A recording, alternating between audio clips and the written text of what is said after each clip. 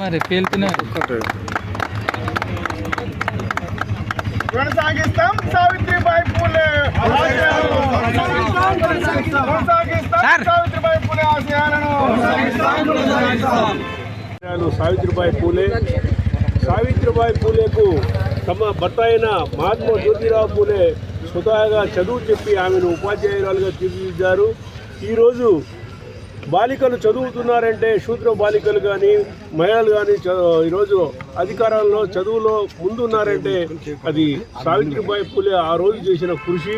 ఎందుకంటే మన ధర్మశాస్త్ర ప్రకారము మహిళలు చదువుకోకూడదు, బానిసలను జీవించాలంటన్న ధోరణి నుంచి చదువు వైపు ఈరోజు బయటకు వచ్చేసి మహిళలు కూడా ఐఏఎస్ ఐపీఎస్ మరి పెద్ద పెద్ద పదవులు రాష్ట్రపతులతో సహా ఈరోజు అవుతున్నారు. మరి ఈ చైతన్యాన్ని కలిగించిన సావిత్రిబాయి పూలే జీవితము ధన్యము. మరి ఆమె చేసిన కృషి అందరికీ ఆదర్శప్రాయమని మరి ఈరోజు మహిళా పాఠశాలలు అయితేనేమి, విద్యార్థుల పాఠశాలలు అయితేనేమి, శూద్రులకు మరి రెసిడెన్షియల్ స్కూల్ అయితేనేమి ఆ కళను సాకారం చేసుకున్నాం. ఎందుకంటే ఇంతటి మహోన్నతరాలైనటువంటి ఆయన మనం గౌరవించుకోవాల్సిన ఆవశ్యకత ఎంతైనా ఉంది.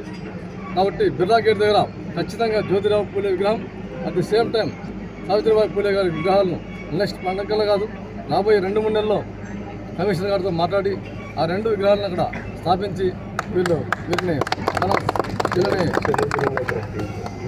ఇంకో విషయానికి వస్తే తెలంగాణలో సావిత్రిబాయి పూలే గారిది ఒక సెలవు దినంగా కూడా ఉందని చెప్పారు పెద్దలు.